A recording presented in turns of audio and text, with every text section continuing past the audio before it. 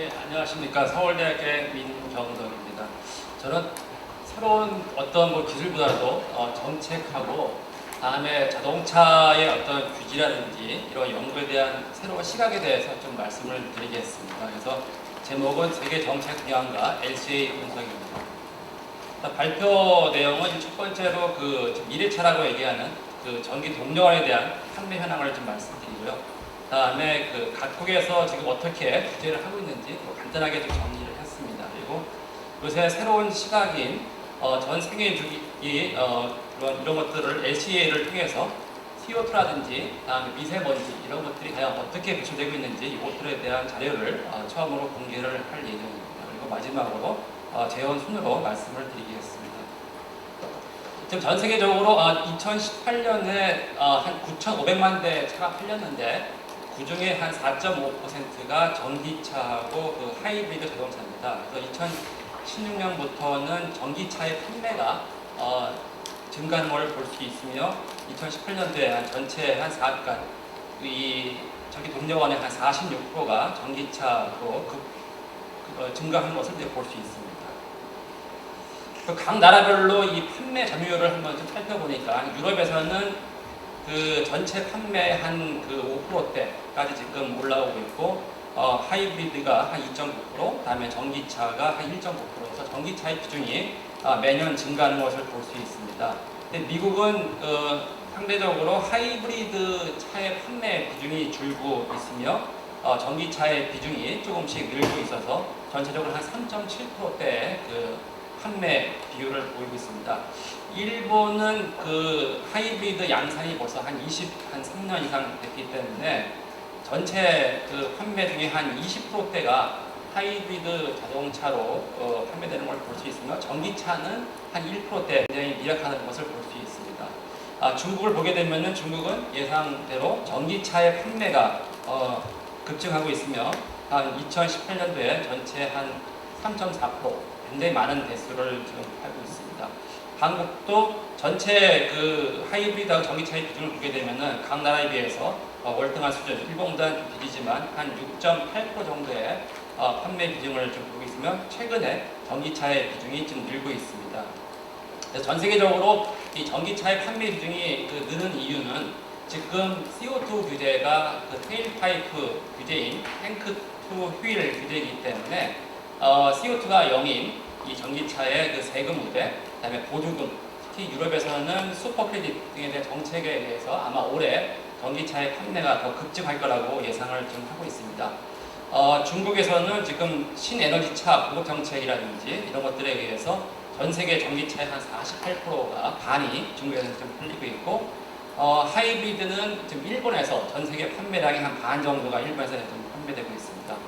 유럽에서는 21년도 규제인 97g을 맞추기 위해서 올해하고 내년에 아마 전기차에도 새로운 원년이 될 수 있는 많은 양의 전기차들이 아마 판매될 것이라고 이렇게 볼 수 있고 지금 미국은 주 단위로 제로 에미션 비이클 프로그램을 도입해서 전기차 보급을 많이 지금 하고 있습니다.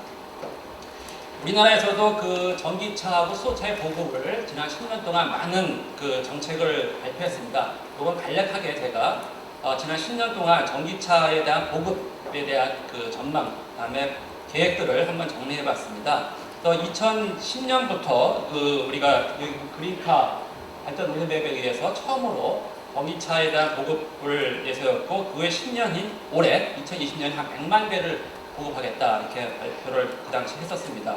그리고 2014년도에 노란 막대인 전기자동차 보급 확대 및 시작 활성화 계획에 의해서 2020년에도 거의 보게 되면 한 15만 대 정도까지 보급하는 걸로 이렇게 발표를 했고 여기 있는 까만 실선이 실제 지금 보급되고 있는 현황입니다. 그래서 실제는 작년에 한 10만 대까지 보급을 했고 그다음에 작년 10월 달에 발표한 미래 자동차 산업 발전 전략을 보게 되면은 올해 거의 한 10만 대까지 보급을 해서 전기차하고 수소 전기차가 한 20만 대까지 보급을 하는 정책을 내세웠고 그 이후에도 21년, 22년에 거의 50%씩 증가해서 2030년에 300만 대 전기차를 보급하는 정책을 지금 발표를 했습니다. 그래서 이런 정책들이 잘 이루어질 수 있도록 면밀한 검토하고 장기적인 플랜이 필요하다 이렇게 말씀을 드릴 수 있습니다.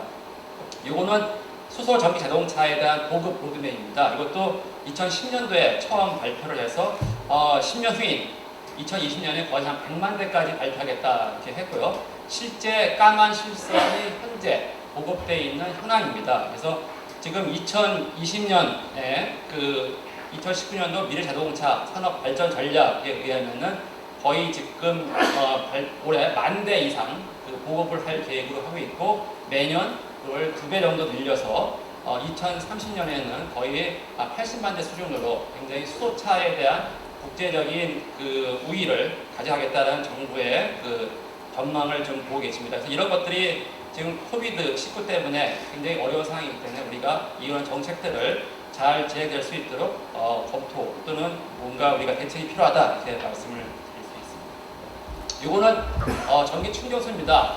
아까 보신 보급은 사실 소비자가 선택을 해야 되는 그런 상황이기 때문에 정부가 아무리 원해도 어떤 경쟁력, 시장 경쟁력이라든지 주변 상황에 따라서 바뀝니다. 그러나 이 충전소는 정부가 정책대로 밀고 나갈 수 있기 때문에 계획 대비 잘 진행되고 있다는 것을 좀 보고 계십니다. 다음에 각국의 규제 현황에 대해서 말씀을 드리겠습니다. 우리나라는 아까 말씀드렸듯이 2020년 올해 20만 대 전기차, 수소차의 개막을 열기 위해서 보조금을 57% 증가한 1조 1,500억 정도의 보조금을 풀어서 전기차하고 수소전기차를 보급할 계획이고 그다음에 충전 인프라도 많이 확대할 예정입니다. 그리고 지금 미세먼지의 주범이라고 알려져 있는 운행차, 특히 노경영차에 대한 지급 보조금을 해서 조기 폐차를 유도하고 나의 차를 구매할 때 경유차를 제한 다른 차를 사게 되면은 또 30%더 보조금을 주는 정책을 지금 펼치고 있고요. 특히 제작차의 배출가스 관리를 좀 강화하는 정책을 지금 추진 중에 있고 21년 이후에 온실가스 기준 발표를 곧 해서 더 강화된 아마 CO2 규제 이런 것들이 진행될 예정입니다. 유럽은 작년 12월 달에 그린딜 발표를 했습니다. 이 발표를 보게 되면은 지금 유럽에서 수송 분야가 전체 한 25% 정도 CO2를 차지하는데 이 부분을 2050년까지 50%를 줄이겠다는 야심찬 발표를 했고 이걸 기반으로 해서 전기차, 수소차 그리고 플러그인 하이브리드 자동차를 현재 한 97만 대를 판매하고 있는데 이거를 2025년에 한 1,300만 대까지 보급하겠다 이렇게 발표를 했습니다. 그리고 우리가 관심 있게 봐야 될 게 2030년 이후의 규제는 아직 없는데 지금 현재 규제가 테일파이프의 기준인 탱크 투 휠 규제에서 LCA 규제로 갈지 아니면 웰 투 휠로 갈지에 대한 논의를 2024년까지 정하겠다 이렇게 발표를 해서 이거에 대한 우리 대응도 필요하다 이렇게 말씀을 드릴 수 있습니다. 미국의 상황은 조금 다른 나라에 비해서 좀 다릅니다. 트럼프 행정부가 들어선 다음에 연비의 규제를 좀 완화해서 연간 한 1.5% 정도 강화하는 수준으로 해서 대폭 완화가 됐고요. 그러나 주 단위, 캘리포니아를 중심으로 한 주 단위에서는 원래 오바마 정부 때 발표했던 연 5% 정도를 계속 시행을 지금 하고 있어서 연방 정부하고 지금 주 정부 사이에 약간의 지금 갈등이 노출되고 있습니다. 그래서 지금 캘리포니아에서는 제로 이미션 비클에 대한 이거대로 진행을 지금 하고 있어서 여기에 전기차하고 소전기차에 대한 판매가 증가할 거라고 예상을 좀 할 수 있습니다. 중국은 신에너지 차에 대한 보급을 더 강화하겠다. 이래서 원래는 2025년까지 크레딧이 20%였는데 이거를 25%까지 뉴 에너지 비이클, 그러니까 하이브리드, 플러그인 하이브리드, 전기차, 수소차에 대한 판매 비중을 굉장히 올린 정책을 발표했습니다. 그리고 지금까지는 전기차에 대한 굉장히 강한 드라이브를 했는데 수소 전기 자동차에 대한 육성도 굉장히 강하게 지금 필요하다고 하고 있고 그래서 올해 누적 보급 대수를 한 10,000대까지 상하이에서는 충전소도 많이 설치하겠다 이런 정책들을 했고요.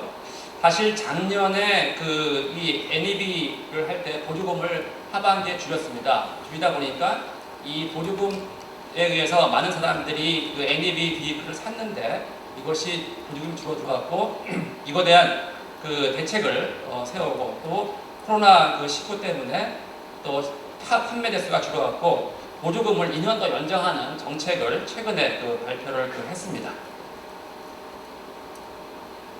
일본은 작년에 2030년에 대한 새로운 연비 규제를 발표를 해갖고 2010년 대비 약 한 32% 정도 향상된 규제를 발표했습니다. 근데 한 가지 특이한 점이 기존에는 내연기관 자동차만 연비 규제를 했었는데 향후에는 플러그인 하이브리드하고 전기차의 수요도 늘기 때문에 이거에 대한 규제도 포함을 시켰다는 것이 일단 특징이고요.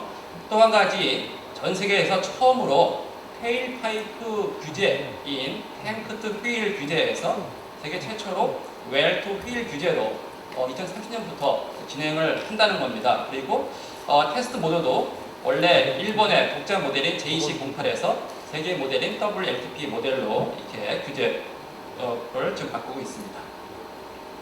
다음에 LCA에 대해서 좀 발표를 드리겠습니다. 지금 아까 말씀드렸듯이 모든 규제는 테일파이프에서 CO2라든지 배출가스를 좀 규제하고 있습니다. 하다 보니까 지금 전기차하고 수소차가 나옴으로써 여기는 에너지를 생산할 때도 CO2가 나오기 때문에 새로운 라이프 사이클 어세스먼트, 그러니까 전생의 주기 분석이 필요하다 이런 얘기들이 지난 몇 년 동안 나왔고요. 이거를 간단히 살펴보게 되면은 퓨얼 사이클하고 다음에 차량 비이클 사이클로 나눌 수 있습니다. 그러니까 퓨얼 사이클은 뭐냐면은 우리가 원유를 채굴하고 정지하고 수송하고 차까지 보내서 차에서 소비하는, 그러니까 그러니까 유정부터 해서 바퀴까지 해서 웰 투 휠이라고 하고, 다음에 비이클 사이클은 뭐냐면은 우리가 광산에서 원석을 캐서 정지하고 가공하고 차를 만들고 다시 차를 리사이클링 할 때까지의 CO2가 또 많이 발생합니다. 이거를 우리가 여기 있는 비이클 사이클이라고 합니다. 그래서 우리가 실질적으로 차를 비교할 때 차의 생산, 다음에 차의 소비, 차의 운행 이런 전 주기에 대해서 우리가 CO2를 봐야지 그래야 우리가 글로벌한 CO2를 줄 수 있다는 얘기를 지금 요새 대두되고 있어서 이게 LCA에 대한 많은 연구가 지금 진행되고 있습니다. 이거에 대한 자료를 몇 가지를 발표를 하겠습니다. 요거는 최근에 유럽에서 발표된 자동차에 대한 내용입니다. 그래서 맨 위에 있는 것이 가솔린, 그리고 디젤, 다음에 이것이 플러그인 하이브리드, 전기차, 수소전기차에 대한 LCA 분석 자료입니다. 여기서 보시게 되면은 가솔린 자동차는 전체 171g이 나오고 있고, 전기 자동차는 117g이 나오고 있다. 다시 말해서 가솔린 자동차가 전기차에 비해서 한 30% 정도 CO2가 많이 발생되는 것을 볼 수 있고요.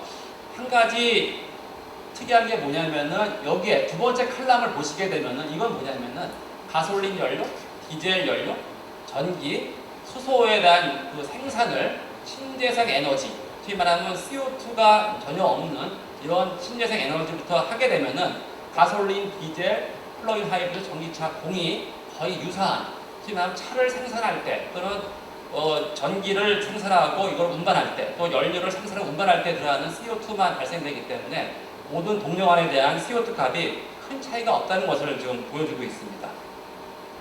자, 그러면 이건 아까 거는 이제 유럽이고요. 이거는 최근에 저희가 자동차 공학회에서 처음으로 이 국내에서 판매되는 자동차를 기준으로 해서 전생의 주기 분석을 한 결과를 지금 말씀을 드리는 겁니다. 그래서 여기 보시게 되면은 차종이 나와 있습니다. 아반떼, 여기 아이오닉, 여기 코나 전기차, 여기는 SUV를 4대를 지금 비교했고요. 맨 끝에 있는 게 넥소, 퓨얼셀 수소 자동차를 좀 보고 계십니다.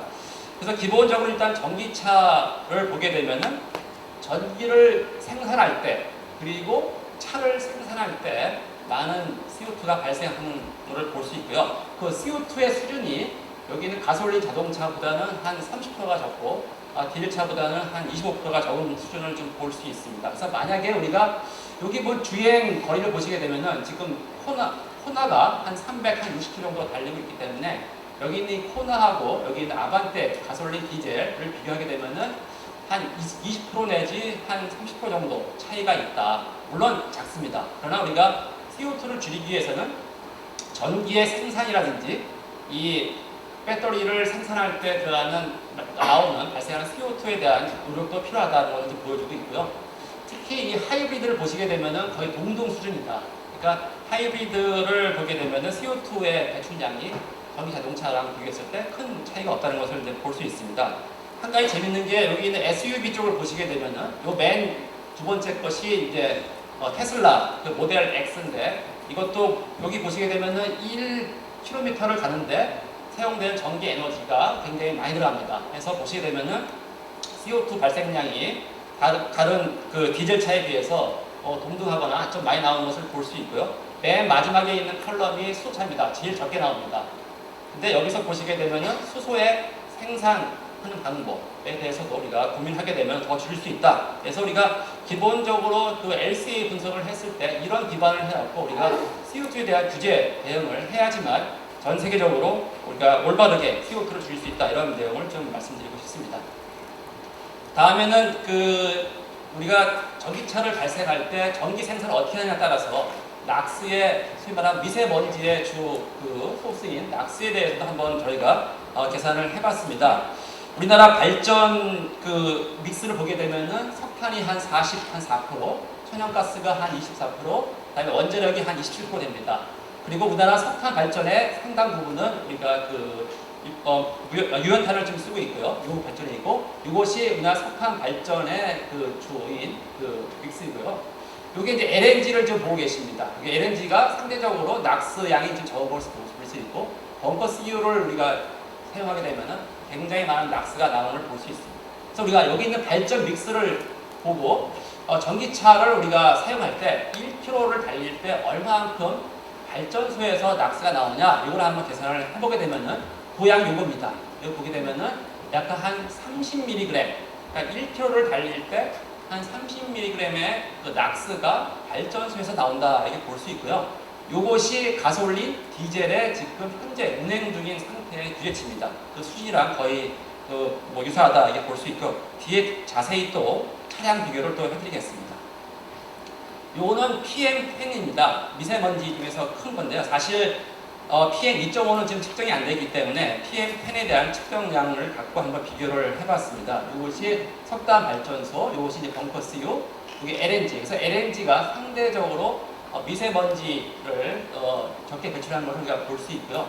이것이 아까 말씀드린 여기 있는 우리나라의 발전 믹스를 봤을 때 평균적으로 약 한 1.2mg 정도의, 그러니까 전기차를 1km 주행할 때 한 1.2mg 정도의 PM10에 해당되는 미세먼지가 발전소에서 나온다, 이런 걸 볼 수 있고요. 그래서 우리가 장기적인 이거에 대한 대책이 필요하다, 이렇게 볼 수 있습니다.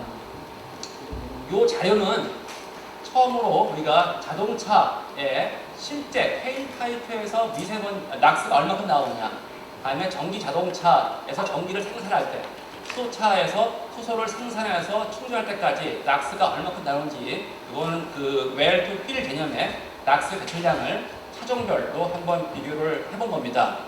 여기 왼쪽에 있는 이 세 칼럼 뭐냐면은 배기가스 규제가 RD 규제가 나오기 전인 2014년도 유로6일 때 디젤차에서 나오는 낙스입니다. 여기서 짙은 회색은 뭐냐면은 테일파이프에서 나오는 거고, 여기 있는 녹색은 뭐냐면은 우리가 연료를 생산할 때 정유소에, 그러니까 소위 말하면 연료를 정지하고 이거를 태울 때 나오는 낙스이고요.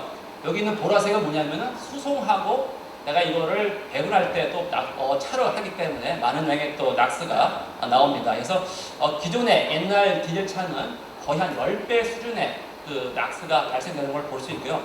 최근에 우리가 디젤 게이트 이후에 우리가 새로운 규제인 RD 규제가 2017년부터 적용됐습니다. RD 규제가 있는 이후에 디젤 차들을 봤을 때 여기 있는 여기 회색이 실제 테일파이프에서 나오는 낙스량입니다. 이건 실측을 한 겁니다.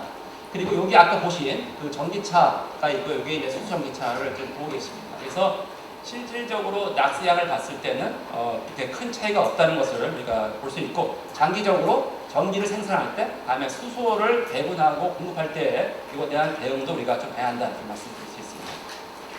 우리가 장기적으로 이 지금까지는 우리가 차량만 봤습니다. 그러나 앞으로 우리가 CO2를 줄이고 미세먼지의 소스를 줄이기 위해서는 우리 전 단계 에너지를 우리가 어떻게 생산할 건가 이쪽에 대한 관심이 필요하다. 그래서 우리가 전반적인 우리가 로우 카본 포프린트에 이거를 하기 위해서는 청정 에너지에 대한 생각, 그래서 전기 생산, 수소 생산, 다음에 여기서부터 얻어지는 그 새로운 가솔린, 디젤 엔진 사용할 수 있는 이 비율에 대한 연구, 다음에 물론 고효율, 우리가 전기차, 수전기차, 하이브리드, 내연기관 자동차에 대한 고효율 연구도 우리가 필요하다고 그렇게 말씀을 드릴 수 있습니다. 간단하게 제가 한 내용에 대해서 전략을 제언을 말씀드리겠습니다. 그래서 지금 유럽하고 중국은 기본적으로 지금 현재 규제가 탱크 투 휠이기 때문에 전기 자동차, 그런 수전기 자동차에 대한 수요가 굉장히 예상되기 때문에 이거에 대한 대책이 필요하다고 볼 수 있고요. 그 외에도 2030년, 40년에는 상당 부분이 내연기관, 하이브리드 자동차에 대한 수요가 있기 때문에 이거에 대한 생태계 개선이 필요하다 이렇게 말씀을 드릴 수 있습니다. 그리고 장기적으로 청정 에너지에 대한 공급 대책이 필요하고 지금 우리가 국가적으로는 CO2를 줄이기 위해서 테일파이프 기반의 연비 CO2 정책에서 장기적으로 LCA 기반의 정책 변화에 대한 대비가 지금 필요하다 것을 말씀을 드립니다. 그래서 단기, 중기적 기준에서는 수송 분야에서 CO2를 줄이기 위해서 고유화, 다음에 저탄소 연료에 대한 연구 지원이 필요하고 정부 정책의 투명성과 기술 발전을 위한 생태 개선이 필요하다 이렇게 말씀드리겠습니다. 네, 이상입니다.